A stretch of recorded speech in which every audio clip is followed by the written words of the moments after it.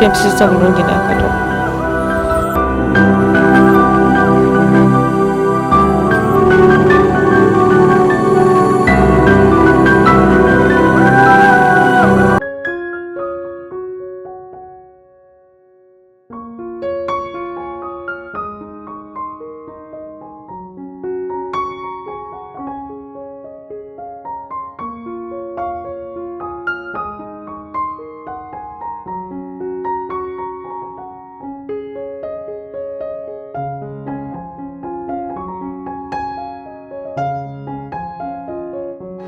Akukaniriza nnyo mulungi atulaba nze nasanirya program ebeera ebintu bizibu gyebaleko gyokola yonna gyosinziira okubeera nga otulaba suubira busuubizi okuba nti buli kintu kitambula bulungi bwali eyo nga bitufuna ekyo bitambula bulungi tusaba era abantu bangi ebintu ebitambudde bulungi era tuli mu ssaala okusobola nga ate oba oliawo ebintu bikyukamu program nga weeri ebintu bizibu n'olunaku olwaleero tuze n'omwami ayitibwa Jovian Kibira nga ayina ebizibu bye nga omuntu naye twagala okwebuuza nti ebizibu byalina oba ebyamutuukako byali bitya ayagala tumuyambe tutya ayagala abantu mumukolere ki byonna tugenda kusooka nate tuwulirize emboozi ye emboozi eno inaggwerako nsuubira nti nno ojja kuba omutegedde bulungi era nsuubira nti kyonooba osazeewo okumukolera ojja kimukolera ng'omaze okumuwuliriza so Jovian nsanyusa okukulaba mama nange nsanyusa okubasanga yakunsonyiwa amaloboozi malungi bulungi ndi mukosefu mukko temulwadde era nga bona amaze ennaku eziwerako 3 avamu omusaayi mungi breedinga kuva mu matu mu nnyindo ne mu kamwa naye ng'ekikyajjidde kikizze oluvannyuma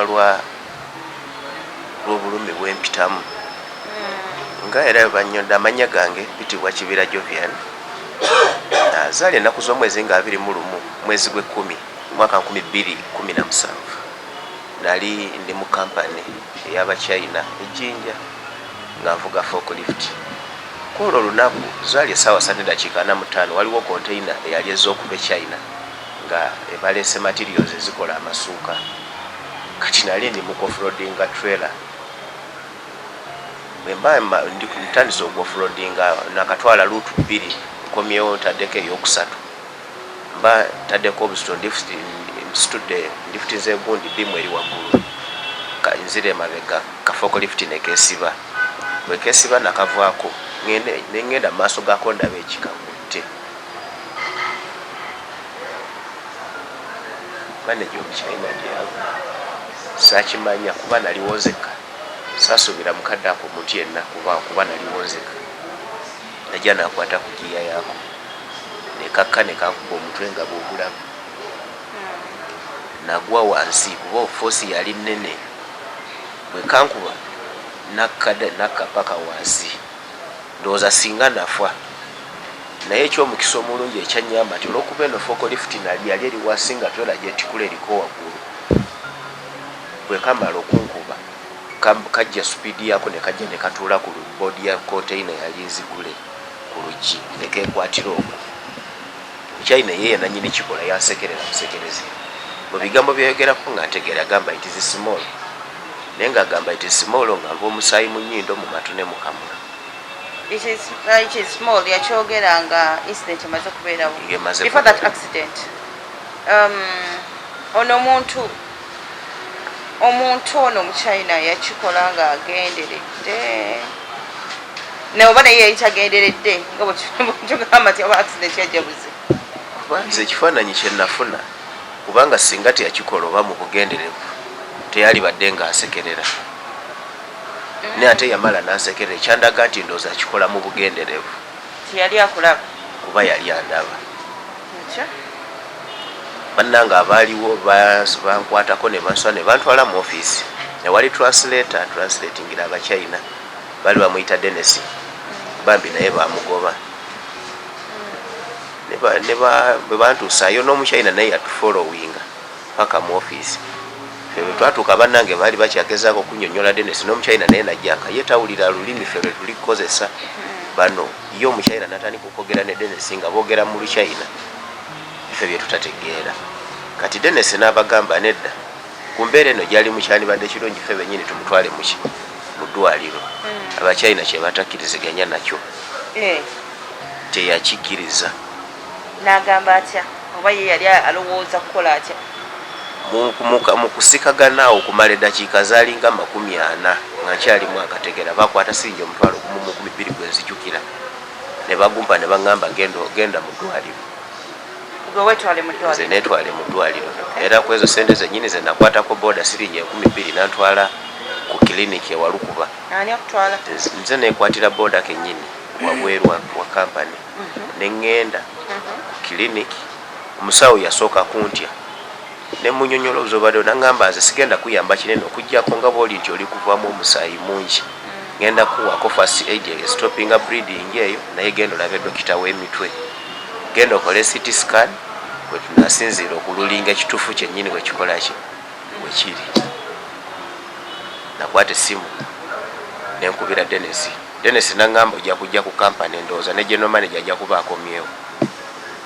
Era bwe bamala okunkolako nakwata booda ne ngenda ne ripooti omusawo gyakoze ne ngibatuusiza. Dennis n'agibalaga omuchaina agikwatayo n'agiyuzaamu. Dennis n'abagamba kyandibadde kirungi tumutwale. Omuchaina agiyuzaamu? Yagiyuzaamu. Baali bamuyita zu. Yagikwata n'agiyuzaamu naŋŋamba nfulume naye nga nvaamu omusaayi mungi kati olwo nga ne feesi etandise okukola ki okuzimba. Dennis n'aŋŋamba ebintu byo birabika biri mu kunzitoowerera kuba ndigeza okulaga abantu bano ekituufu bwe kiri bo tebali kikola ki tebali kukikkiriza. Dennis n'aŋŋamba kangezeeko olusembo ebinaaba biganye nja kuwanika. Dennis ne bava n'aŋŋamba fuluma mu office ne fuluma abweru bo ne basigala babiri ne boogera okumala akaseera n'omuchaina. Kye baakola nagenda okulaba Dennis ng'ajja nga mpita nga ŋŋamba omanyi bino birabika n'omulimu gwange gufudde naye kagufe naye nga gufiira mu mazima. Maali kuwa siringi 7,000 naye bagambye toddamu nakudda ku kampani. Nagamba Dennis 7,000 sirina we ngitwala bo bankwate tebateeke mu mmotoka tugende nabo mu ddwaliro bakisasuleyo. Dokita ababuulire sente bwe ziba nga zikkako balansi asigadde bakole ki bamutwale. Bwe ziba nga zeeyongera baveeyo nga bakimanyi nti sente zibasasudde mu ddwaliro tezikola ki tezimala. Dennis yangamba baganye bagambye gwe weekwatire sente z'ogende. Natambula ne ngenda ku poliisi Ejjinja. Bwe ngenda we ne reporting omusango ku poliisi nezigula fayiro ne ngenda ne naba police surgeon nakola assessment ne nkomawo ku poliisi. Bwe nakomawo ku poliisi omusirikale gwe bakwasa fayiro eyo bwenkanya bwannemu okubafunamu. Banvuluga okuva lwe nateeka lwe bakwasa fayiro yange paka okutuusa ku nkomerero. Kye baakola baŋŋamba nti twagala tuwe ennamba z'abachaina. Ne mbagamba nze ennamba z'abachaina sizirina naye kambawo ennamba ya Dennis translator waabwe kuba ne baba kujja wano era Dennis yalina okukola ki yalina okwogera nabo. Nabawa ennamba ya Dennis ne bakubira Dennis ne bamuyita. Dennis ye yasooka okujja yali open n'abagamba omusajja oyo yafunidde obuzibu mu kampani era obuzibu nammwe mubulaba naye abachaina bano tebaagala mazima wabula mbadde nsabanga ensonga bwe zituuse wano mukwatiseeko omwami ono afune obwenkanya bamujjanjabe ne bana bamujjanjabye kyokka addeyo akole ebirala. Abasirikale ne bagamba kale genda okomewo n'abachaina abo. Dennis nadda mu mmotoka n'abuga ne baddayo ku kampani. Bwe yakomawo saa zaalinga 9 nadda n'abachaina. Bwe yadda n'abachaina nze ne bandagira afulume mu office. Tuli mu room 8 eyali in charge kuguni kufanya kwaliko asirikale basatu. Kwaliko Steven Etiang omusirikale omulala yali Isoko eyagenda kusinya okwata ebifaananyi bali bamuyita Gift Buwa. Kyalo mali muyita Anyaiti. Bangoba mu office bye bayogera nze saabimanya. Kati bwe bamala ngo mu Chaina amaze okugenda ne Dennis ne bampita ne baŋŋamba ebintu byo tuli bihandolinga katulabe oyo tunaabikomya naye nkyakomawo tugende naawe mu kampani tulabe biki bibage abagundi tulabe kusiini ebintu ebyaliyo. Ne baŋŋamba keera wano saawa 2 saawa emu zansanga ndi ku poliisi nagenda otuuka ku poliisi olunaku olwali lwa Mande nasanga abasirikale abo tebaliiwo nga bo baasooseyo ku kampani nakubanga essimu nga tebankwata kuba essimu tebankwata ne mbalinda. Kati endaba essaawa zigenze ziweze 4 kwe kubuuza omukyala yali ku reception yakwata essimu n'akubira omu ku abo yali ono omukyala madamu Anyaiti yamukubira essimu namugamba ndi ku Sunbelt naye nkomawo ne mugamba ne tomugamba nti nze ndi wano. Twali tuli awo tukyali wabweru awo ku lubalaza nga tulaba oyo omukyala akomawo n'Abachaina mu mmoroka basatu nga bonna we bagenze. Bagenda bakomawo tebayogera nange bamutuusa awo ye bana abasirikale ne bafuluma mu mmoroka ne bayingiramu poliisi Abachaina ne beeyongerayo. Bwe namubuuza nti appointment yabadde nti tugenda ffenna ku kampani kuba nze victim nze nakosewo badde mmanyi nti tubadde tulina kutambula ffenna okugenda ate nze naloopa omusango. Kati kinkola makulu kiggwa okunsookayo bye mwogedde ku ki bantabukira butabukizi ne baŋŋamba oba olowooza oyagala tutegeerera ku mirimu genda owabe wonna wonna akola ki olaba nti wonna afunira obwenkanya oba olaba nti ffe kyetukola netukola ki netukiraba netukitegeera. Kuva olwo entegeragana negaana Abachaina abo bakwata sente ezo emitwalo 7 ne bagamba wabanga tazikwata agenda awabe wa President Museveni. Oyo Omuchaina oyo Zunga yayogera. Kati nga ndaba embeera etandise okwononeka omutwe gutandise okwengera ono ntandise okuvaamu amasiramu obwegutyo. Kati ntandise okuvaamu amasira feesi ezimbye nina obulumi bungi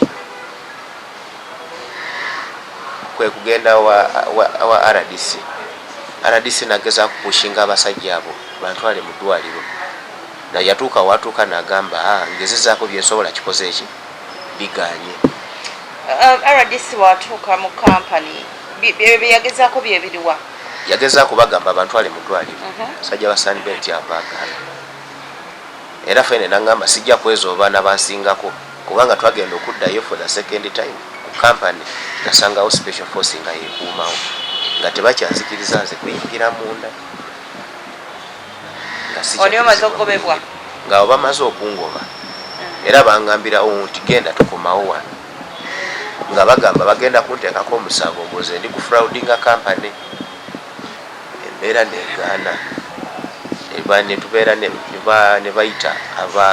bayita district labor officer mwami wa Lusimbi ne bamuyita ajje ku kampani ne baagala bankwase sente ezo nga waali emitwalo 7 nkolo banzikiriza okuyingira. Kati ffe mu kugenda yagenda nga naye amanyi nti balina sente ze bongeddeko ze bali mu kumpa ngende nkole ki nejjanjabe baagaana ateeke wage twagenda otuukayo nga balaga mitwalo 7 nenzigaana ne tuvaayo nga tetukwataganye katono bankubire mu kampani Chaina nenvaayo navaayo kwe kujja ku Ministry ya Labor e Kampala.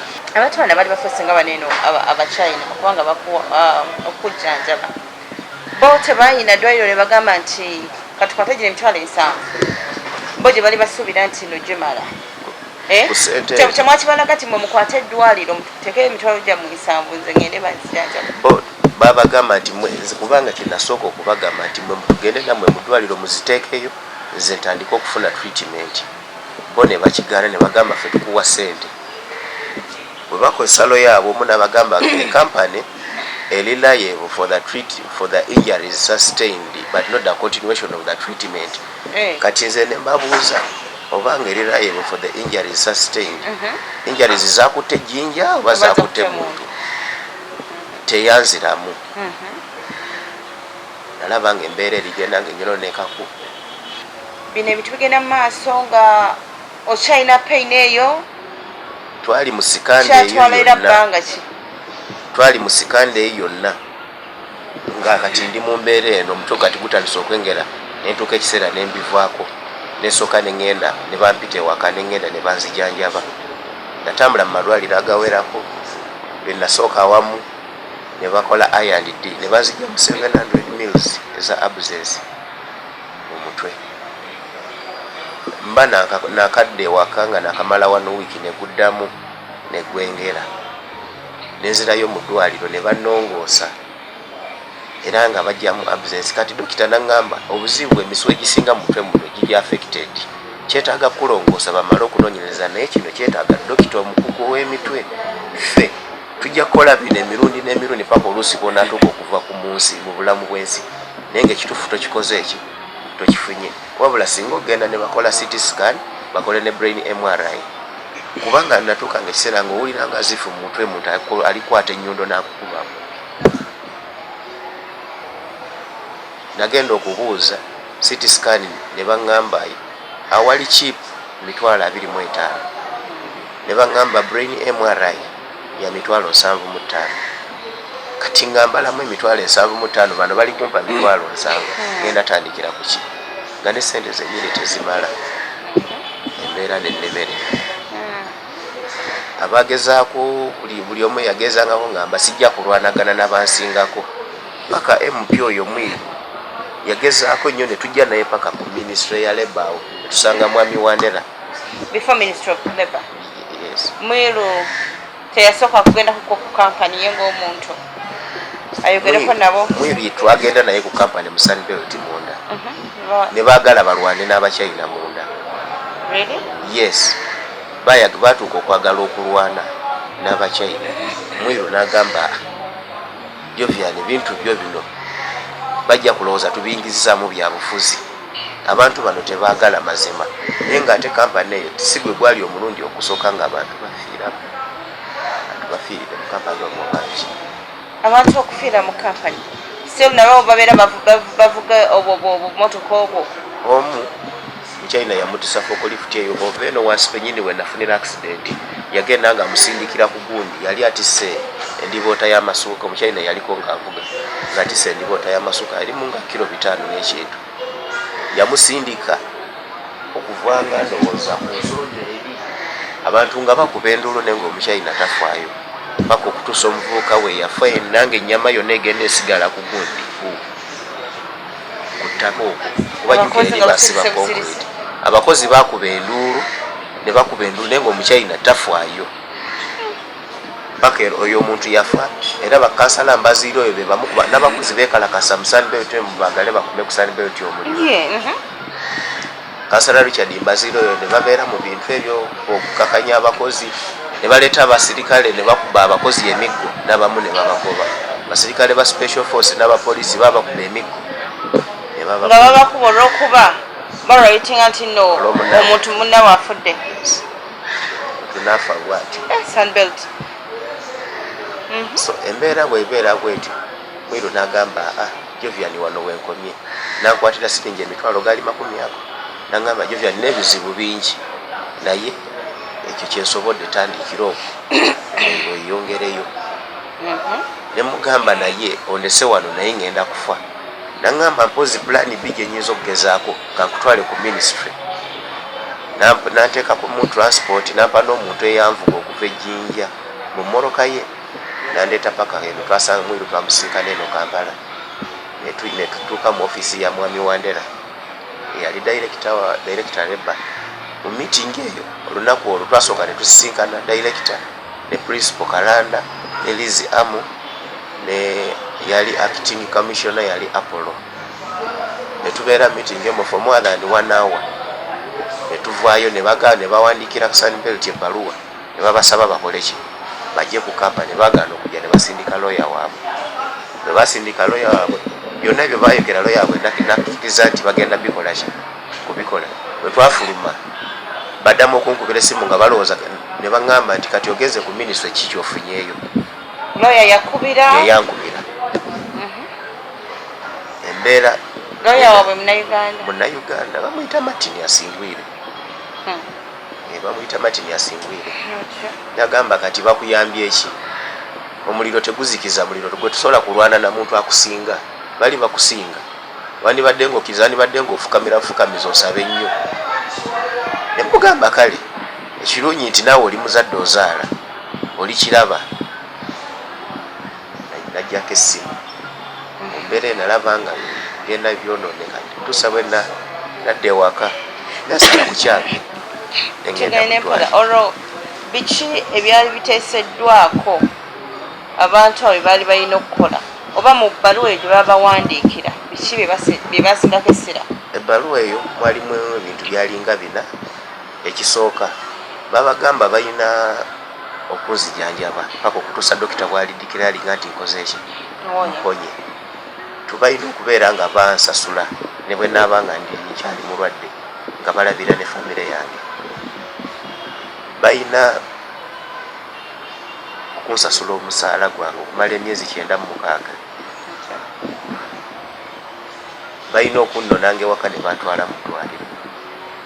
Kwebyo byonna teri kye baakolako. Mu kaseera mwafunyamu obuzibu obwo ogwo mwezi gwo gwali musasule? Ogwo mwezi baali bakatuwaako fortnight emu kati ng'asigadde nga kati kwasatu kwe tubagenda okusasula balansi asigaddeyo. Era kye baakola bampita sente ezo nga waliwo ne lebo ofisa ne bampa emitwalo gyali 12 ne bagamba otatta si mukozi waffe sobola kwongera ku sente ezo. Agamba agende. Olinga ofunanga emitwalo 3? Mitwalo 3. Ng'okola hours meka? Ng'okola kuva 12 paka 12 oluusi paka ssaawa emu. Abantu bano bawandiika ebbaluwa bakitegeera nti ebintu bye baali oba kye bali bagendererwa kyali kigaanye? Bakitegeera kubanga bwe nzirayo bwe naddayo ne mbagamba nze bannaaye emirundi gye tumaze nga tujja wano sirina kirungi kyonna kyenkoze eki. Principal Kalanda yenannyini kuwandiika bbaluwa eyo yaŋŋamba Jovian honestly sijja kulwanagana n'abansinga. Buli omu akulembeza bansinga. Sijja kulwanagana n'abansinga. Tugezezaako ekisoboka ng'etteeka bwe liri biganye. So sirina kirala kye nnyinza kwongerako kuba sigenda kwata muggo nve wano ngende mbakube nti mukole kino kuba nabo bakiraba kye baakola bakiraba. Nakomaawo nagenda ng'okuddayo oluusi ng'ogendayo ku minisitule ne bakugamba tuula awo tuli bizi n'otuula okuva ku ssaawa 2 z'otuukidde e Kampala ssaawa olaba ziweze ssaawa 10 tonnaba kulaba muntu yenna buli wogenda okunokinga bwoti nti nkyali bizi tuusa bwe neesibale ngamba minisitule kangiveeko nzira mu kyalo. Nadda mu kyalo embeera ng'egaanye kati ntambulidde mu mbeera eyo ya bulumi nsiiba mu ddwaliro olwaleero bw'obeera bulungi enkya bigaana toyina mulimu gw'osobola kukola. Ekifuba kino kuba forklift mukunkuba yankuba yaliko obuzito ekifuba kino kinnuma okufa obufi ntuuka ekiseera nenzimba muno ntuuka ekiseera ng'oluusi nkolola mpandula musaayi naye nga empeke zokka zolina okwesaza bbeeyi ne sente zo ziyina. Empeke gye bakugamba emu ya siringi 15,000 gy'olina okumira olunaku olina okumira empeke 10 naye nga n'emitwalo 5 egya buli lunaku nagijjamu toyina mulimu gw'osobola kukola. Omuntu eyalinga mbeererawo yafa kati siinaaki nsaba tuwumulemuko bwe tukomawo tugenda kutandikiraawo byonna nga bimaze okugaana embeera ate gitambuza atya ebintu bitambula bitya obulamu buli butya kubanga bw'abanga alina be yeesisiga ne balemererwa ate ye atali musirikale atali w'amaanyi kitegeeza tewaliwo kyamaanyi kyasobola kukola.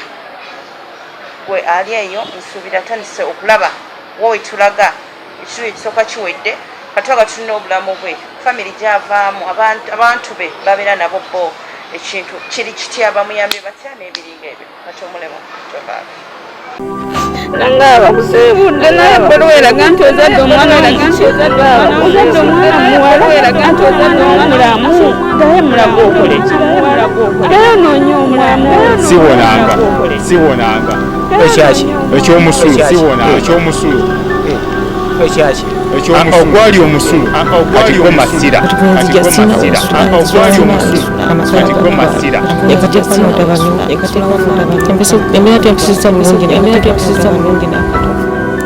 embeera tempisiza bulungi n'akato